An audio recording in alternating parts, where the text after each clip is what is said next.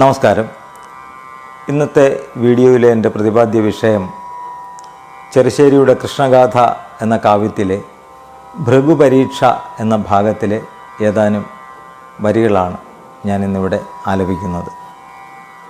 നമുക്ക് ആ ഭാഗത്തിലോട്ട് കടക്കാം.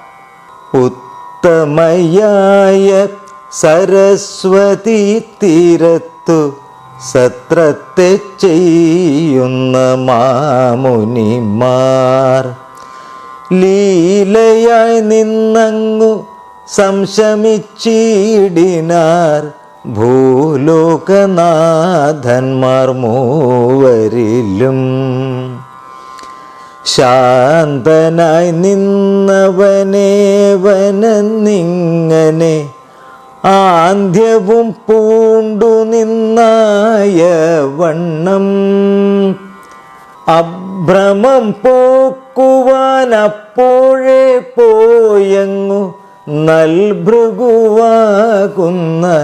മാമുനി താൻ നാൻമുഖൻ തന്നുടെ മന്ദിരം പൂകിനാൻ കാൺമതിനായവൻ മേന്മയെല്ലാം വന്ദനം മുമ്പായതൊന്നുമേ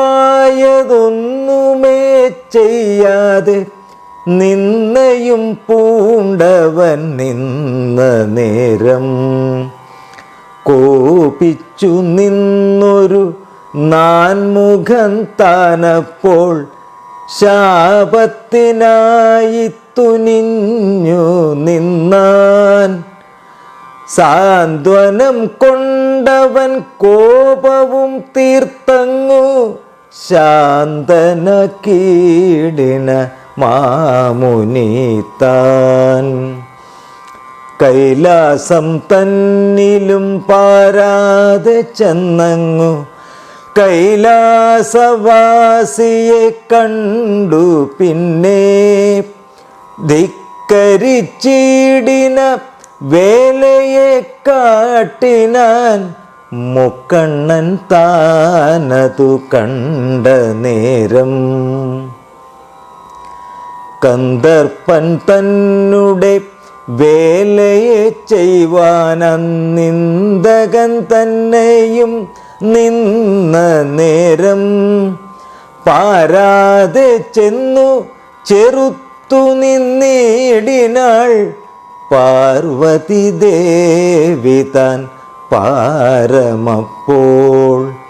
കൈലാസം തന്നിൽ നിന്നോടുമമ്മാമുനി പാലാഴി തന്നിലും ചെന്നു പിന്നെ സ്വസ്ഥത പൂണ്ടു കിടന്നുറങ്ങിടുന്നൊരുത്തമ ശ്ലോകനെ കണ്ട നേരം ചാരത്തു ചെന്നു ചവിട്ടിനാനങ്ങവൻ മാറത്തു മാനസം ചീറിപ്പാനായി.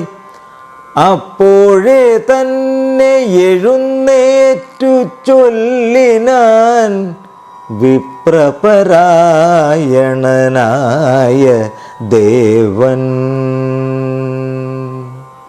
ചെറുശ്ശേരിയുടെ കൃഷ്ണഗാഥ എന്ന കാവ്യത്തിലെ ഭൃഗുപരീക്ഷ എന്ന ഭാഗത്തിലെ ഏതാനും വരികളാണ് ഞാനിവിടെ ആലപിച്ചത്. ഞങ്ങളുടെ ചാനൽ സബ്സ്ക്രൈബ് ചെയ്യാത്തവർ സബ്സ്ക്രൈബ് ചെയ്യുക. മറ്റൊരു വീഡിയോയുമായി കാണും വരെ നമസ്കാരം.